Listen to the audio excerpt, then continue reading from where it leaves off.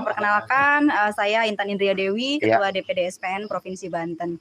Tadi kami sudah, kawan-kawan juga sudah mendengar apa yang sudah dipaparkan oleh Pak Joko terkait dengan resolusi daripada SPN, yang mana kita mengusung sebuah labor law reform terkait dengan job security, income security, dan juga social security. Ini merupakan suatu hal yang sangat nyata sekali dihadapi oleh pekerja yang ada di Indonesia. Kalau kita melihat kasus yang terjadi, contoh adalah yang terjadi di Banten. Pertama kita berbicara terkait dengan kepastian upah, ya kan, atau income security, di mana kita sama-sama mengetahui bagaimana peliknya perjuangan untuk penetapan sekedar upah minimum kota dan kabupaten. Padahal seharusnya hal-hal seperti itu tidak perlu terjadi jika memang sudah mendapatkan kepastian upah. KHL menjadi hal yang baik untuk dilakukan, tetapi dalam runtutan kondisi dan kejadian kesini semakin dikikis dan juga menghilang. Dihapus. Ya, dihapus, ya menghilang kan Pak Joko. Menghilang. Bahkan saat ini seolah-olah kita juga harus memikirkan juga terkait dengan bagaimana menanggulangi pengangguran, karena di upah yang saat ini kita terima itu ada yang namanya koefisien alfa, atau bagaimana kita melihat angka pengangguran itu masuk ke dalam penentuan upah kita. Bukannya kita tidak ingin memikirkan hal tersebut, tetapi seharusnya kepastian upah itu adalah hak pekerja, dan bagaimana upah ini seharusnya dapat menjamin daripada pekerja tersebut. Jika kita berbicara masalah produktivitas, ketika seorang pekerja ingin produktivitasnya tinggi, maka harus terjamin kehidupannya. Kalau kehidupan layaknya saja tidak terjamin, bagaimana dia akan melakukan produktivitas tersebut? Dan ini juga akan merugikan perusahaan. Kemudian kita juga melihat rentetan pengupahan yang terjadi di Banten, bahkan sempat di Banten itu tidak naik upahnya. Tahun berapa itu? Itu 2022 kemarin. Ya. Nggak ada inflasi. Ya, lanjut. Nah, tidak naik sampai 0%. Padahal kita sama-sama mengetahui bahwa Banten adalah salah satu penyangga. Bagaimana investasi sangat besar di Banten, tetapi kondisinya ternyata upah di Banten tidak naik, 0%. Dan bahkan di 2023 hampir tidak naik lagi. Makanya kita menjadi concern bahwa kepastian pendapatan adalah hal yang wajib didapatkan oleh seluruh pekerja yang ada di Indonesia. Kemudian ketika kita berbicara kepastian kerja atau job security, kita melihat saat ini banyak sekali mulai pekerjaan itu bergeser, tidak hanya pekerja kontrak, tetapi mulai digeser menjadi pekerja magang. Ini sudah sangat marak sekali, seolah-olah melegalkan pekerja magang yang digaji dengan secukupnya saja, dan juga bisa diberhentikan kapan saja. Bahkan digaji di bawah upah minimum. Betul, digaji di bawah upah minimum. Ketika kenaikan upah ditekan serendah-rendahnya, tetapi saat ini pekerja juga harus memikirkan bagaimana keberlangsungan usaha daripada perusahaan. Terlihat dari kita melihat ada potongan upah 25% untuk sektor ekspor, ya kan, seperti itu. Nah, kemudian yang juga Permenaker kemarin Permenaker 5 2023 ya. Betul. Nah, itu adalah ketidakpastian kerja yang saat ini terjadi.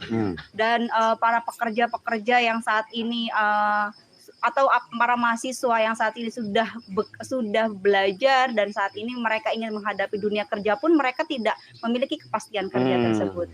Dan ketika di PHK tadi kita berbicara terkait dengan jaminan kehilangan pekerjaan atau JKP, yang mana ternyata lagi-lagi JKP ini hanyalah sebuah pemanis, karena tadi masih saja diskriminatif. Kenapa kita menyebut ini diskriminatif? Karena tidak semua pekerja mendapatkan JKP tersebut. Pekerja informal tidak mendapat. Dan kemudian ada tadi syarat dan ketentuan yang berlaku, harus mengiur minimal 6 bulan berturut-turut, atau minimal 1 tahun kan gitu kan, dengan beberapa kali. Nah, kemudian juga ada hanya pekerja yang di PHK, hanya pekerja yang kemudian di PHK, pekerja yang mengundurkan diri, pekerja yang kemudian juga meninggal itu tidak mendapatkan. Iya. Ini masih banyak sekali diskriminatif dan juga para pekerja informal itu tidak. Padahal di Indonesia kita sama-sama mengetahui bahwa yang namanya pekerja buruh itu tidak hanya pekerja formal, tapi pekerja informal juga. Maka seharusnya ketika kita berbicara jaminan sosial, maka ini harus mengcover tidak hanya pekerja formal, tetapi juga pekerja di sektor informal yang tercover. Seperti itu. Nah, makanya tadi JKP ini tidak hanya menjadi kehilangan pekerjaan, tetapi bagaimana kawan-kawan yang belum mendapatkan pekerjaan atau pengangguran ini dapat tercover. Iya. Seperti itu. Sehingga mahasiswa yang sedang mencari pekerjaan saat ini gitu kan, mereka belum mendapatkan pekerjaan, bukan mereka tidak mau bekerja, tapi mereka belum mendapatkan kesempatan itu. Dan kemudian kawan-kawan yang sudah bekerja kemudian di PHK, menganggur, nah itu mereka juga harus mendapatkan yang namanya jaminan pengangguran tersebut. Dan yang terakhir adalah tadi berbicara bagaimana kita berbicara terkait dengan maternitas bagi para pekerja perempuan yang saat ini kawan-kawan yang seringkali ketika pekerja itu hamil, jangankan mendapatkan jaminan maternitasnya, tapi mereka ada yang di PHK, ada yang diputus kontraknya. Nah ini kan juga kita harus mulai concern ke arah sana. Jadi hamil saja sudah diputus kontrak. Betul. Apalagi melahirkan. Boro-boro mau mendapatkan jaminan. Nah ini juga yang harus mulai kita berpikir ke sana. Gitu. Sehingga yang namanya jaminan sosial itu tidak lagi disclaimer, tidak lagi diskriminatif, dan juga harus dinikmati oleh seluruh pekerja yang ada di Indonesia. Nah, dan saya mau tanya ini, terkait masalah kemarin, upah Banten naik berapa persen tahun 2023? Yang 2023 ini berapa kemarin? 6,7%. 6,7%. Berarti kalau dalam nominalnya berapa itu? 6,7% berarti hanya 200 sekian lah ya. Beda ya setiap kota dan kabupaten. Sementara BBM naik 30%. Betul. 20% ya. Dan dipotong 25%. Nah, berarti untuk tahun ini prediksinya apakah pemerintah masih pakai PP 36 atau bagaimana? Atau ada langkah-langkah lain yang akan dilakukan oleh kawan-kawan SPN beserta dengan serikat pekerja serikat buruh yang ada di Banten dalam hal isu kenaikan upah tahun 2024? Seperti apa, Bu Intan? Ya, kami sih tetap mendorong bahwa yang namanya tidak lagi menggunakan yang namanya PP 36. Itu yang pertama. Gitu kan. Yang kedua adalah kita mendorong bahwa penghitungan upah tadi esensinya adalah mencukupi kehidupan layak. Maka kita mendorong kembali bahwa penetapan upah adalah melihat daripada KHL tersebut, karena itu sudah benar-benar sebuah komponen yang menjadi unsur yang sangat tepat, formula yang tepat untuk memperhitungkan bagaimana pengupahan atau memperhitungkan UMK untuk 2024 tadi. Itu karena memang kalau kita melihat dengan formula yang sebelumnya 2023 melihat ada koefisien alfa dan segala macam. Nah ini nantinya akan menjadi dilematis lagi, gitu kan? Karena tadi ketika kita berbicara angka pengangguran, nah angka pengangguran ini nih yang nanti akan dimainkan juga, seperti itu kan? Dan seolah-olah kita harus memikirkan, gitu kan, angka-angka pengangguran ini, padahal pada kenyataannya upah kita yang kita dapatkan saja saat ini banyak sekali potongan lagi, seperti itu. Nah, berapa persen kira-kira hasil kajian daripada SPN untuk kenaikan upah tahun 2024 yang akan datang? Kira-kira berapa saat ini? Saat ini kita masih belum bisa menentukan, masih proses, karena memang ini baru masuk ke trimester yang masuk yang kuartal 2. Jadi kita belum bisa menentukan ketika masuk kuartal 2 akan akan miss nanti atau akan ada komponen yang belum bisa kita masukkan jika kita baru berhitung di kuartal 2 saja. Maka kita menunggu kemungkinan di bulan Agustus September itu baru kita bisa melakukan perhitungan. Saya sudah sampaikan juga bahwa kita masih mengusung penentuan daripada penetapan upah itu menggunakan standar kebutuhan hidup layak. Tidak menggunakan PP 36 dan juga PP 76. Dudukin kantor gubernur itu masalahnya apa?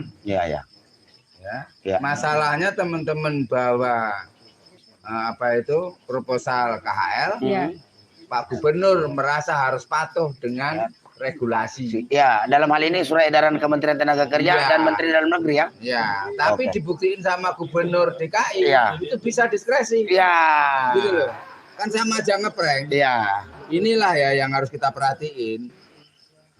se-ekstrim apapun kita aksi sampai disegel itu gubernur, kantor gubernur, iya. keamanan itu sudah jabani. Nah, ya mau bawa lari kemana itu kursi? Berarti biang keroknya adalah Menteri Dalam Negeri dan Menteri Tenaga Kerja yang diperintahkan oleh Undang-Undang Omnibus Law Cipta Kerja ya. Ya sebenarnya itu gitu ya? Udah simbiosis aja, mata uang aja itu oligarki-oligarkinya gitu loh. Begitu dia mengeluarkan apa, nanti akalasanku itu aja ya, gitu. Udah kayak bapak itu, kayak ibu itu, gitu.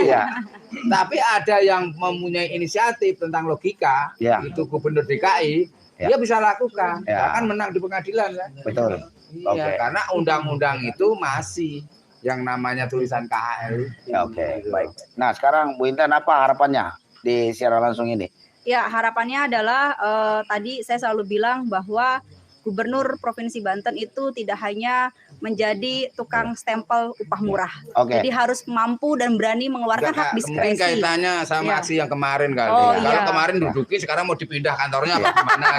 Gitu. Dan bagaimana sikap DPD SPN Banten untuk aksi tanggal 10 Agustus nanti? Tentunya untuk aksi tanggal 10 Agustus nanti kita akan tetap melakukan koordinasi dengan DPC dan juga PSP serta anggota sehingga kita dapat memaksimalkan masa kita untuk melakukan aksi di tanggal 10 Agustus. Satu komando. Nah, siapa kita? Siapa kita? Yes, man. Satu hati, satu tekad, satu tujuan. Yes, man. Satu hati. Satu tekad, satu tujuan. Yes, siapa kita? Siapa kita? Asman. Satu tekad, satu tujuan. Yes, Asman. Satu hati, satu tekad, satu tujuan. Yes, siapa kita? Siapa kita? Asman. Satu tekad, satu tujuan. Yes, Aliansi Aksi Sejuta Buruh. Lawan. Jangan lupa pada tanggal 10 Agustus pada seluruh kawan-kawan semua yang ada di daerah Banten, Jawa Barat dan di Jakarta, kita sukseskan. Kita kepung Jakarta, kita sebuah istana pada tanggal 10 Agustus tahun 2023 dengan tuntutan cabut Undang-Undang Omnibus Law Cipta Kerja, cabut Undang-Undang Kesehatan, wujudkan jaminan sosial semesta sepanjang hayat. Hidup bro! Hidup bro! Hidup bro!